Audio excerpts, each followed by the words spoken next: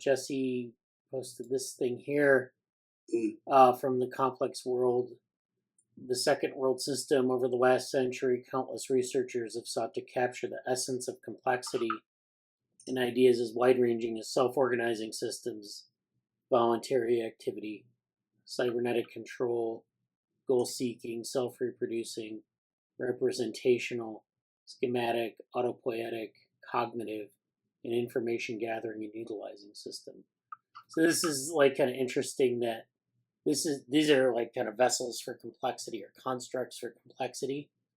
But then, you see that some of these intersect with some of the neuro AI stuff we've been talking about. So like representational, cybernetic control, goal seeking. Those are all kind of like descriptions of these kind of systems. And like it's interesting.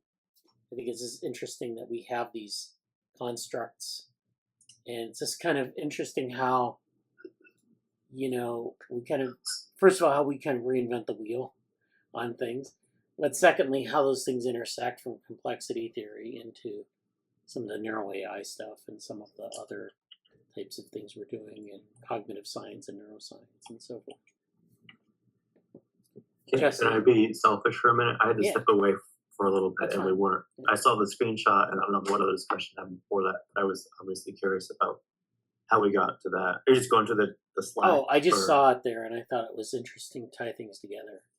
So, I feel to be totally pat myself on the back. I feel so vindicated in a very specific way, which I may elaborate on at another time. I feel so vindicated by I don't have the book. Actually, I do. But his Krakauer's it just because it to me it feels like what I said, but he uses a different scale. And in one of my writings, the writings about vantage points, I've been using this actually much longer than that. I've been using this sort of cell phone analogy. Like, why is it so much harder? Why do we have a cell phone? Like compared to, I would say, much more literacy about internal, internal states of subjectivity. And that's something that I'm doing for a long time, and I never really formalized, I suppose. In the Vantage Points paper, though, I say there's a reason why it's easier for us to go build a spaceship and go to the moon than do other things. And so I'm kind of coming at it from almost a bigger scale. But in the opening of the book, which page is it on? In the first few pages, in the introduction somewhere, within the first 20 pages of the book, he basically uses the scale analogy at another way. He's like, well, we can totally build stuff smaller than a COVID-19 virus. We can do stuff in, I don't know, 20, 30, whatever nanometer range. And he basically go in the other direction, saying, well, why is that? Why it's not because we can't engineer something so small. It's that the COVID virus and other viruses is operating in a different way and much more complex. So he kind of goes from this other angle of saying, well, it's not just this or that. But the way he talks about it was quite interesting to me, and it felt like a congruent argument with what I made in some of the Vantage Points paper, which more about that later on. But yeah, I haven't had nearly as much time, especially this week, to go through the book. But it is interesting, and I do think that's I think there's something that I want to do regarding probably Levin, because Levin's sort of this a good foil, but also of a similar nature. I don't remember if we talked earlier in this meeting about the paper, Levin's memory paper that we discussed Thursday night, or we're doing. I don't want to repeat that if we did. You kind of summarized it, yeah. Okay. But Levin, there's something I need to do with Levin and David Krakauer's stuff, and I think that's gonna. I've been trying to actually formalize a project description about what it is and that I want to do there. But yeah, suffice to say, there's something there, and I don't know. I came in and you were talking about that specific part of the book, and I kind of got what you were saying, but not really. I'm sorry to make you retrace your steps here. You're Uh, talking about the quote or something. oh yeah, just that. Well, I was talking about how this is like, we have these constructs for complexity and how it intersects with some of the stuff we're doing in other fields like neuro AI and that sort of thing. So, you could have like, complexity theory is famous for having kind of new wine in old bottles. Like you get like these different frameworks that people kind of homebrew and they kind of overlap with other, like, you Hmm. might have like synergetics, which overlaps with, you know, different types of dynamical systems, which overlaps with chaos theory, which overlaps with catastrophism, which overlaps with other things. It just, you could build like a map of that if you wanted to, where you just look at how these concepts kind of intersect. And like, there are like insights in each viewpoint, but they're all kind of constructs of the same types of things. And so, having that kind of diversity is nice, but it's also kind of hard to synthesize the field, um, because you have these different things going on, and these different themes. It's hard to really kind of then apply it to anything where Yeah, you want to actually demonstrate the principles. and I feel both like in a way of complete deference to both of you two. Like I don't, I really, I'm far too naive to really understand if what David Krakauer is saying in terms of his whole take on teleonic matter and his take on complexity science is really like, is it a new take on it, or is it just like a version of what Bradley just said so far? Or we don't really know. Like I don't know. Like I think Bradley is the book, but I don't know. I don't really know what your opinion on what he's trying to do there yet is. And I mean, you don't have to. You don't have an opinion right now. That's fine. I'm just. I feel. I feel very mixed about what I'm supposed to feel about it, and I. I at the same time like I hope that's a separate question from uh what was I trying to say here? Well, I don't know. I guess maybe it is a similar question, but sort of like yes, it's very weird because I think some of the better parts of what I'm interpreting as modern or contemporary or a version of complexity science is inherently going to be, it's this sort of age old question of like what level are you working at? Because certain like there's reasons why it's much like the more concrete you are, the more close you can connect the dots between what it is you're, you know, supposing and so on. So I don't know. Like I don't I don't have I'm not all in on David Krakauer's stuff yet Yeah. or his like I don't even know if it's fair to call it his take or like his Right. attempt to synthesize complexity science in a certain way and say this actually I think one of the key debates as far as I can understand so far is actually no he doesn't want to call things that aren't basically I don't know what to say decision making information processing whatever things that aren't teleonomic in their functioning out like he wants to separate that and I don't know what to make of that yet but I don't know. Like, does that seem like just another remix, or that seem particularly radical, or that just like who knows right Yeah. I think uh, Krakauer, yeah, he's trying to make a synthesis of some of these ideas because, again, they're all over the place, but they're very similar. And then considering the sort of the philosophical and historical aspects of that. And, it's just kind of like that's not something that exists too much. I mean, that's why Santa Fe kind of exists in a way because they're facilitating a lot of complexity theory research, but they're also kind of trying to figure out how to synthesize it. How, what is it about complexity theory that's special or that brings, like we talked about last week, where there's this sort of where it's kind of complexity theory is kind of useless. It was the Penner Holm blog post where complexity theory is kind of absorbed into other fields, and it's like, what is it bringing to the table? Is it bringing any value? So this is bringing value to the table, essentially. We're reconsidering what we've learned and saying this is the value of complexity science, at least as far as I can tell.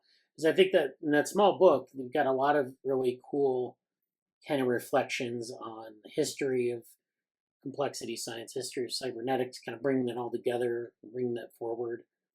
And there's others, like there's the teleonomic discussion too, which I'm not as into as you are. So I mean, you're kind of the expert here on this. But yeah, I mean, I think that's what he's trying to do, is really trying to add some value, like say that there's complexity theory, it's still relevant. The people adapted for their own fields, but we have these other core questions and we need to advance. Well, and like there's, from my current vantage point, hold on a second, someone's gonna a buzzer's gonna go off. Give me like 10 seconds. All right.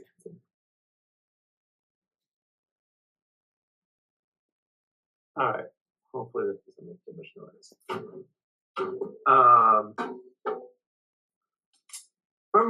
From what I can currently, I don't know, sort out, there's, well, not sort out. I'll use the word vantage point very intentionally, even though I say that all the time.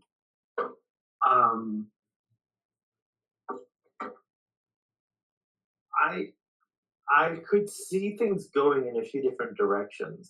I'm curious because part of me is, I think we can tell, like I'm very hopeful about Krakauer's vision in one sense, and I'm skeptical in others. Like I'm hopeful because I think there is I don't know, almost in the same vein of what's next in cognitive science, or what's beyond 4E, or what's the next version of that. I don't feel like, oh well, David Krakauer's vision for complexity science is going to revolutionize everything and give us a clear path to go. I don't quite feel that, but it's more, I think there may be something interesting in the way he's trying to divide some of the lines and what is teleonomic or not. But also, like, I mean, is it basically just saying, is it trying to splice things in a different way that's like basically like social science related stuff plus, aspects of information processing and like biological ish too? Like there are ways that you could sort of minimize the novelty of what's going on. But um, I think there's there's a way that both, and essentially in terms of like straight philosophy, and maybe it's like I guess I call it like the French critical crew of I mean you can I was actually, as a slight tangent, I was looking at Piaget wrote a book on structuralism, and then there's the post-structuralists who kind of go into like Foucault and I think like Derrida and all Deleuze and all those people that have different takes on like philosophy and history of science and so on. And there's something there, but sort of like I'm very sympathetic to what we saw in the slides earlier about we want we're gonna, I don't know if this was intentional, but we're gonna slice off half of the hexagonal of the cognitive science and just do the stuff that gets stuff done, and that take too.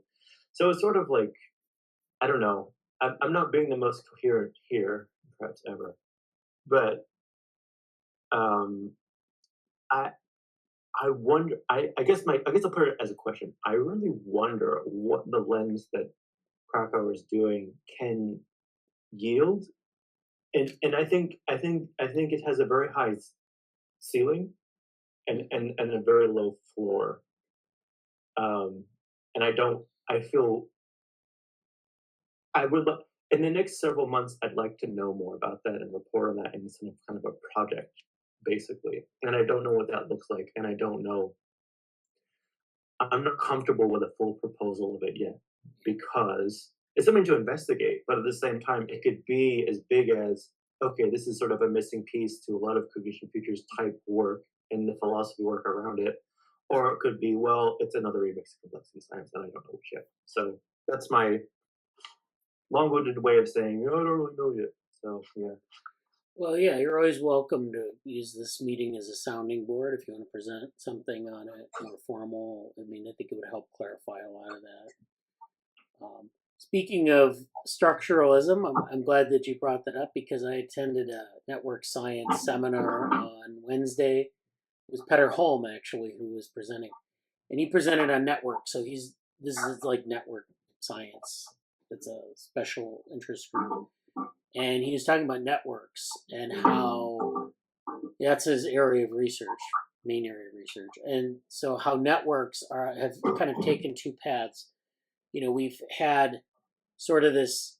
So network science has been around for decades, and it really kind of got kicked into high gear around the year 2000, where there were a number of papers released where people talked about the fundamental laws of networks. Like, we talked about small world networks, we talked about different types of modes of connectivity. And so there were these sort of, it originated in physics where people talked about universal laws of networks. So you could take like a social network and a technical network and other types of like biological networks, and they would all have these converge upon these laws of operation. So small worldedness, scale freeness, certain path length. They're all sort of preferential attachment. There are all these rules that you can find, power laws in networks that describe, it could be a social network, it could be a biological network, any kind. So that's like one type of approach to network science. And then he talked about how structuralism is actually another way you can look at networks. So, social networks, you can actually measure structuralism, the structuralism of some of your social scientists like Levi Strauss and some other people who, kind of advance this idea of structuralism in societies and culture. And then, they describe these structures. You can describe them in social networks, or you can describe them in other types of networks as well. So you can look at things like cliques and modules and other things and get a sense of, the structure. And I was thinking when I heard this he was talking about this dichotomy between universal laws and structuralism. I was thinking, I wonder where like things like post structuralism, where do they fit into this? Or other types of approaches to network theory, like, if we're talking about chaos, where does that fit into it? So I was just, it was just really kind of food for thought. It was a great talk, but yeah, I might present on that in coming weeks because I think it's important for some of this complexity debate, and especially some of the things that we talk about what the frontiers of complexity theory are now that people have adopted a lot of these ideas into their own fields and that sort of thing. Yeah. And I look forward to that. It's I would like a goal for myself is I'd like to get to a place where I have a better sense of how I want to align myself with basically, like, am I a complexity scientist? Am I trying to push complexity science in a particular direction? Or is it sort of like saying, well, I'm a generic term. Whether or not it broadly has value, can I get to a place where I have a particular take or agenda I want to push in that space or not? And I to be determined, and hopefully we can talk about that more ahead.